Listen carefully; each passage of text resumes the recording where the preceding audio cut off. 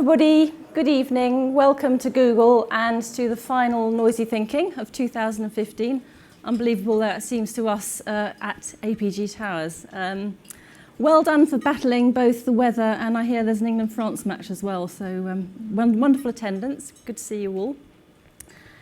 A couple of small things. The first thing is you'll find on your seat a flyer, a very beautiful flyer designed by Lexi, which is an ad for our fantastic APG 2015 awards book, which is now ready to be bought.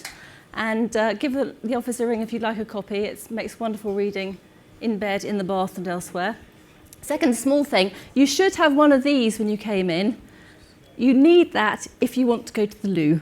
So I would advise you to have it on you, otherwise they might not let you back in again. So take your little badge with you.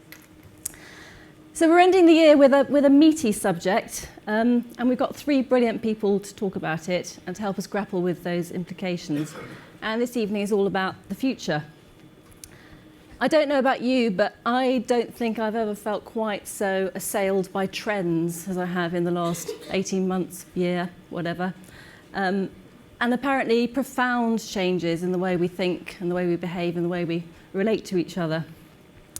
Anything from the shared economy to the decline of major institutions to the deep social and personal effects of social media, and of course the terrible events in Paris last Friday, which I think are weighing heavily on us all. So without making you unduly depressed, because it's not supposed to be an evening where we go out and cry for the rest of the evening, we've asked our speakers to think about this idea of a post-capitalist world, whether it's a reasonable notion, and if it is, what does it mean to them?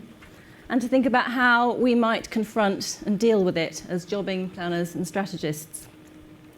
And as always, we've asked them to look at this subject through the prism of their own expertise and experience. And I think, given the speakers we have this evening, we're in for a treat. So first up, we have Kirstie Fuller, who is co-founder and co-CEO of Flamingo Group, and a wonderful supporter of the APG in our work, and many thanks again for that. Kirstie has been at Flamingo, or having founded it, for almost 19 years. I think I counted up, Kirstie, I'm sorry to say. So I guess it's your life's work at work, even if it isn't your whole life. I know that you are all about curiosity and finding opportunities and unlocking potential. And in the process of that, she's built a business worth 45 million globally, which is a pretty amazing success in and of itself. Our second speaker is Fern Miller. She's Chief Strategy and Insight Officer at Digitas LBI internationally. And she's about leading her strategists and her analysts to thinking about making the most of future technology and making them future fit. And she's recently done a huge project on teens, which she's going to be referencing this evening, and I think you'll find particularly interesting. It's said of her, there's a lovely quote on her LinkedIn profile. It says, she has the ability to make the complex seem utterly straightforward. And if that's not part of the job of the planner, I don't know what is. And finally, and delightfully, we have our chair, Tracy Follows, who's a former client, former CSE of JWT, and now founder of her own consultancy, Any Day Now, which is a futures agency. And she says that foresight is more important than insight, and it's foresight that can help brands grow and make the best of the future. So without more ado, I'm going to hand over to Kirstie, and before she comes on stage, there's going to be a short film to welcome her in. So thank you very much.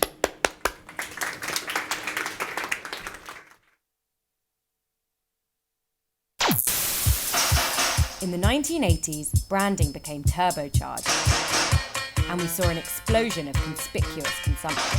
Materialism was celebrated in culture. Our icons were big and brash. Although this attitude spilled over into the next decade, in the 90s, we began to see an awakening of consumer consciousness. And in parallel, we saw more concern with environmental issues. Naomi Klein's No logo became the genesis of this movement. Being anti-brand became cool. In the early noughties, there was a crisis in the corporate world. Response to anti-capitalist sentiment saw the birth of CSR.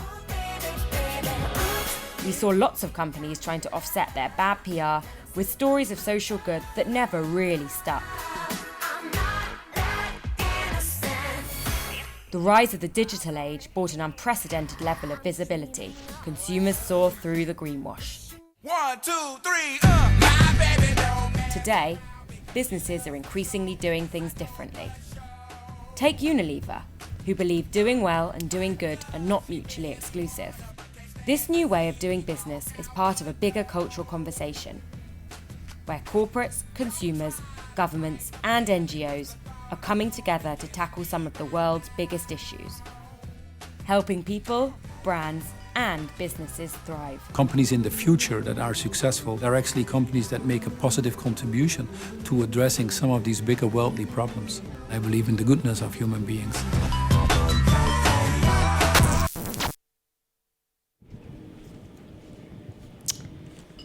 So are we, as Paul Mason suggested, entering the era, the post-capitalist era? That was the question that we were given, a nice meaty title. Thank you, Sarah. And Mason cites information technology, new ways of working, the sharing economy as being at the heart of things to come. And the sharing economy, let's just think about that for a second. So by the sharing economy, are we talking about a business such as Airbnb, valued at $25.5 billion? Where really, I'm not sure that's post-capitalist. It's a new transactional model where we have replaced possession and ownership with access. When I decide to put my home on Airbnb, I don't think I'm motivated by altruism. I think I'm probably motivated by cash, profit, in other words.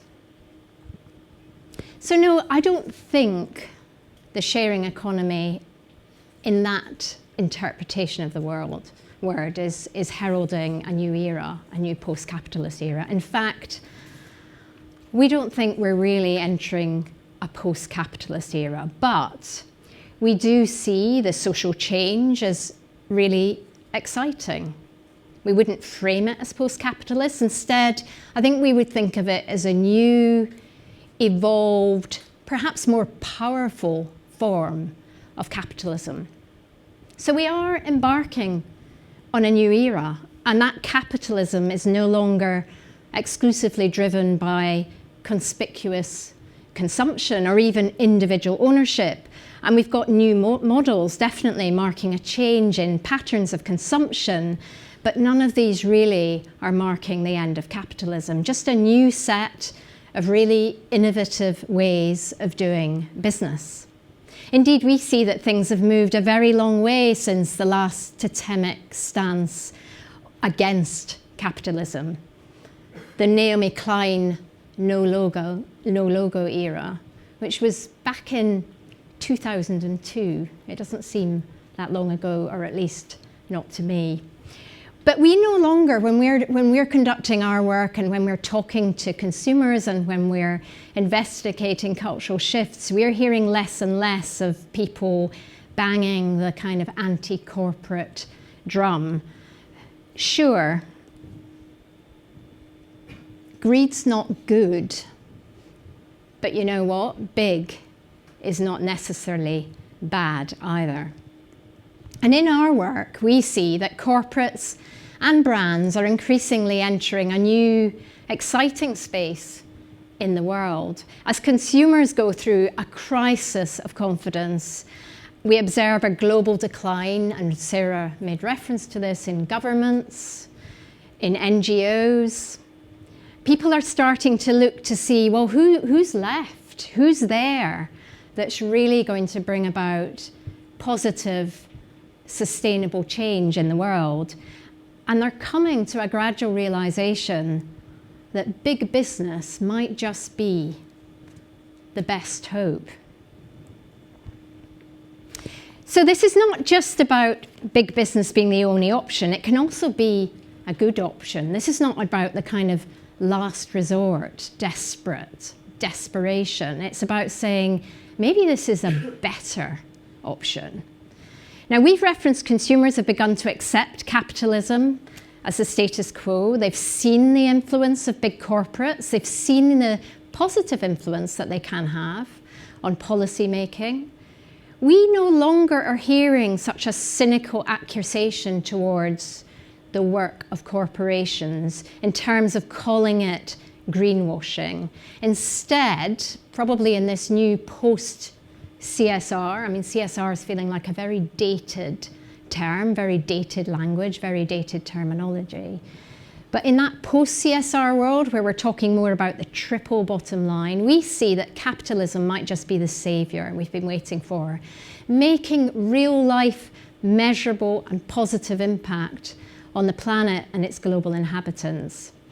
In recent work we were conducting on behalf of Unilever, and we're working across their brands embedding social purpose, and Rosa here, who's sitting there, has really been instrumental in leading that work, and it's a very fast-growing area of our business. We hear people talking about how this brand was more likely to stop deforestation than any major environmental charity. In their words, the charities have had their turn. They've proven themselves to be inefficient, and now it's time to see what businesses can do. In Edelman's Good Purpose Barometer, you see the shift to a new breed of citizen consumer with increasing expectations being placed on corporations. They have a license to lead, not just a license to operate. At least equal emphasis being put on social interests and business interests. For example, in 2012, 76% of global consumers believed it's acceptable for a brand to support good causes and to make money out of it. And at the same time, and make money at the same time, a 33% increase in that from 2008. It's a really, really significant shift in the consumer relationship with big business and big corporations and what they expect and believe that they can achieve. When quality and price are equal, the most important factor influencing brand choice is purpose, outpacing design, outpacing innovation, and outpacing brand loyalty. But this isn't just about people demanding purpose from business. This is about understanding that this is good business sense. It's going beyond the typical CSR, kind of almost the sort of style of offsetting your damage, probably assuaging your slightly guilty conscience. It's not that. It's about becoming an actively positive influence in the world, a win-win situation. And from the top down, we're hearing inspiring speeches. We heard Paul Pullman in the film we just played, but you'll hear it from Indra Noy as well. Global industry leaders committing to go beyond profit to a model of profits with purpose, or doing well by doing good. And you've seen the positive impact on business. The Pampers brand has grown from a $3 billion brand to a $9 billion brand. Patagonia has seen its sales increase 33% after its social purpose campaign and the Pampers baby immunization campaign. So aligning profit with some of the world's biggest social issues is seeing capitalism thrive, not decline. And in an interesting mirror, we see some of the most progressive and successful NGOs looking who to? Do you know what? Big business, corporations, capitalist businesses as a way of doing things, as people to learn from. For the first time in history, the United Nations Sustainable Development Goals have explicitly talked about partnership with business as a key part of their strategy in delivering on their goals. An unprecedented move, unique to this moment in history. But this exchange between corporates and not-for-profits can extend far beyond standard partnership models. We know that the world's most successful brands have the power to add to the language, to evolve the behaviours, to shape the experiences that actually can enrich people's lives. And it seems so obvious that the power of brands, and indeed the skill of brand building, can be leveraged in new and exciting ways for genuine social change.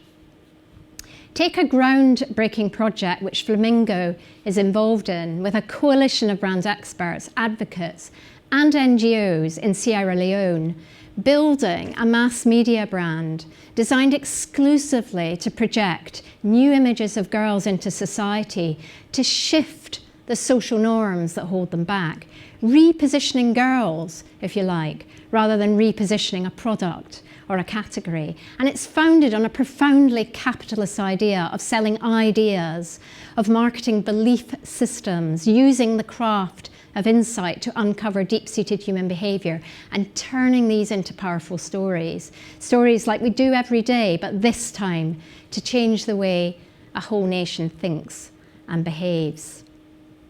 So what of planning, you might say? So if Byron Sharp, last time I was here I was talking about Byron Sharp, but if Byron Sharp is arguing for the end of brand love, we believe that social purpose might be moving in to occupy the vacuum that that concept leaves. Maybe this is marketing 3.0, making shared value a prime differentiator in commodity-driven categories.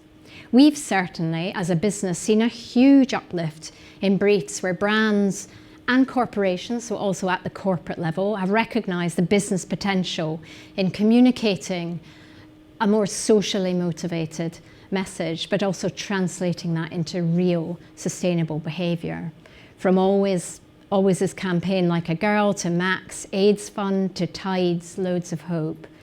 And we can only expect to see more of this kind of work, this kind of behaviour integrated into the capitalist brand and marketing model as they understand the win-win nature of the situation. So, this is surely the epitome of mass people power, but with a far more wide-reaching impact than the more niche anti-corporate protests, which make great news, but little change in the world. What consumer wouldn't want this? They get to play a part in improving the world just by doing what they already do routinely, making a small brand switch maybe for a brand which is offering to change the world. And that feels like, in the words of one of the people we spoke to, a no-brainer. Why on earth wouldn't you? So to this end, we don't see the scepticism we used to of businesses capitalising on conscience. 62% of young people in the UK believe it's okay for businesses to make a profit out of making the world a better place, a survey conducted recently by SALT Communications. So we don't think the language of post-capitalism is helpful at all. Instead, this is a story about shifts in trust, in how to help our brands benefit from the new faith being placed in them, and how to help the world benefit from the new priorities being made by major corporations. Thank you.